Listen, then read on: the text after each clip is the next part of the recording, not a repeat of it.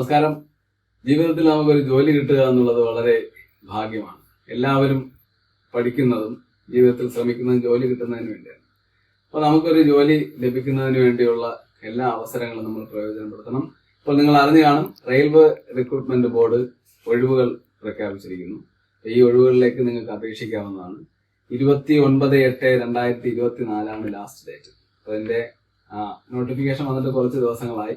ഇതിൽ പ്രധാനമായും 3 തസ്തികകളിലേക്ക് വളരെ വലിയ ഒഴിവാണ് റിപ്പോർട്ട് ചെയ്യപ്പെട്ടിരിക്കുന്നത്. പ്രധാനമായും 3 തസ്തികകളിലേക്കാണ് ഈ ഒഴിവുകൾ റിപ്പോർട്ട് ചെയ്യപ്പെട്ടിരിക്കുന്നത്. ഒന്ന് junior engineer, 2 depot material superintendent, 3ാമത്തത് കെമിക്കൽ ആൻഡ് മെറ്റലർജിക്കൽ അസിസ്റ്റന്റ്. 7934 ഒഴിവുകളാണ് കേരളത്തിൽ ഉൾപ്പെടെ റിപ്പോർട്ട് ചെയ്യപ്പെട്ടിരിക്കുന്നത്. അപ്പോൾ ഇത് നിങ്ങൾക്ക് അപേക്ഷിക്കാം. SC, ST, OBC, അതുപോലെ മുന്നോക്കക്കാരിലെ പിന്നോക്കക്കാർ, ഇങ്ങനെ തുടങ്ങി എല്ലാവിധ, അതുപോലെ വിധവകൾക്ക്, വിമുക്ത ഭടന്മാർക്കൊക്കെ ഏജ് റിലാക്സേഷൻ ഉണ്ട്. ഇതിന്റെ നോർമൽ ഏജ് എന്ന് പറയുന്നത് 18 മുതൽ 36 വയസ്സ് വരെ ഉള്ളവർക്ക് അപേക്ഷിക്കാം.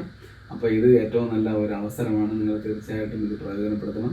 ഇതിന്റെ ലിങ്ക് നിങ്ങൾക്ക് റെയിൽവേ ബോർഡുമായി ബന്ധപ്പെട്ട ലിങ്ക് നമ്മൾ ഇതിനോടൊപ്പം ആഡ് ചെയ്യുന്നതാണ്. നിങ്ങൾക്ക് ആ ലിങ്കിൽ കയറി ഇതിന്റെ എല്ലാ ഡീറ്റെയിലും, എങ്ങനെ നമുക്ക് അപേക്ഷിക്കണം, എന്തൊക്കെ കാര്യങ്ങളാണ് നമുക്ക് വേണ്ടത്, എല്ലാം നിങ്ങൾക്ക് അതിൽ നിന്ന് ലഭിക്കുന്നതാണ്.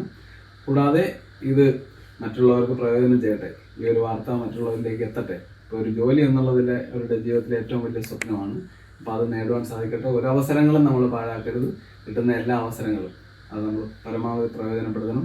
ഇത് നിങ്ങൾക്കോ സുഹൃത്തുക്കൾക്കോ ബന്ധുക്കൾക്കോ ആർക്കെങ്കിലും ഇത് ഉപകാരപ്പെടട്ടെ എന്ന് കരുതി നിങ്ങൾ ഈ വീഡിയോ നിങ്ങൾ ഷെയർ ചെയ്യണം. അതുപോലെ തന്നെ നിങ്ങളത് ലൈക്ക് ചെയ്യണം. ഇത് നമ്മുടെ നോട്ടിഫിക്കേഷൻസ് ഉടനടി തന്നെ നിങ്ങളിലേക്ക് എത്തുന്നതിന് വേണ്ടി ഈ ബെൽ ഐക്കൺ നിങ്ങൾ പ്രസ് ചെയ്യണം. അപ്പോൾ ഇത് എല്ലാവർക്കും എത്തിക്കുന്നതിന് വേണ്ടിയുള്ള ശ്രമം നിങ്ങളുടെ ഭാഗത്തു നിന്നും ഉണ്ടാവട്ടെ. വീണ്ടും അടുത്തൊരു വീഡിയോയുമായി വരുന്നത് വരെ നന്ദി, നമസ്കാരം.